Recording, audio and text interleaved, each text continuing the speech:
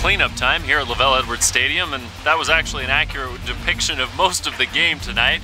I'm Jared Lloyd, BYU football reporter for the Daily Herald, here with Jason Franchuk, BYU football columnist. We're both here watching BYU take on Idaho. This wasn't really much of a contest, Jason. BYU won 42-7, and it was never really in doubt. What did you take out of a game like this?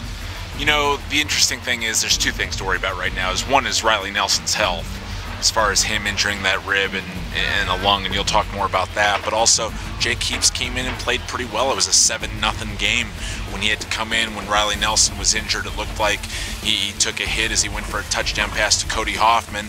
And Reilly's the kind of guy who waits till the last possible second. That's what teammates like about him, but it got him in trouble this time, and he got hurt on it and had to be taken to the hospital. But Jake threw the ball well, and you know, Jared, we can talk and say, hey, the stats don't mean anything when you're facing a team that just fell to 2-8 on the season with the Vandals.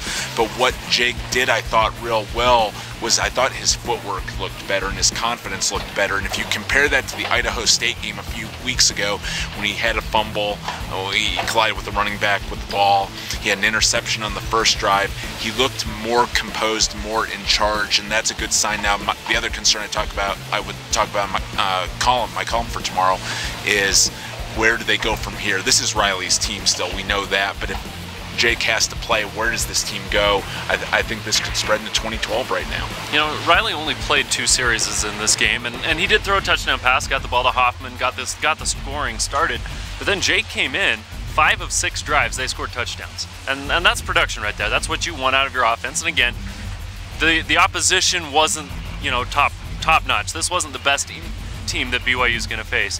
But this is a situation moving forward where this next game against New Mexico State, it probably doesn't matter if Nelson can get back. Jake is good enough to get this team probably past New Mexico State. Again, you know, you don't want to overlook anyone, but he's probably good enough to do that.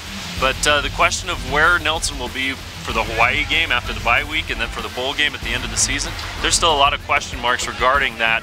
And you know, as far as cracked ribs go, as far as collapsed lung, it's a small injury. It's not a full collapsed lung that Nelson's dealing with.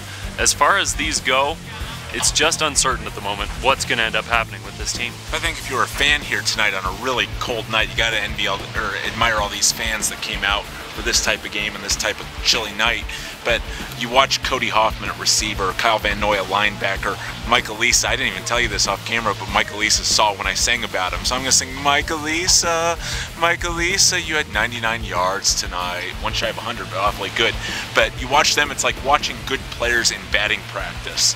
You see them against a different level, you know, slower pitching, so to speak, and they can just do so many amazing things. Hoffman makes some great plays tonight, and they're progressing on some levels, but this quarterback issue, to me, Jared, is a concern going forward. That's the big thing. That's the thing that you and I are both going to be watching next week. You're going to be off for next week's game, so I'll be doing a solo, I guess, or bringing one of the other guys to help me out. But I'll be back here at LaVell Edwards Stadium for the last home game of the season as BYU takes on New Mexico State to round out their home schedule here in Provo.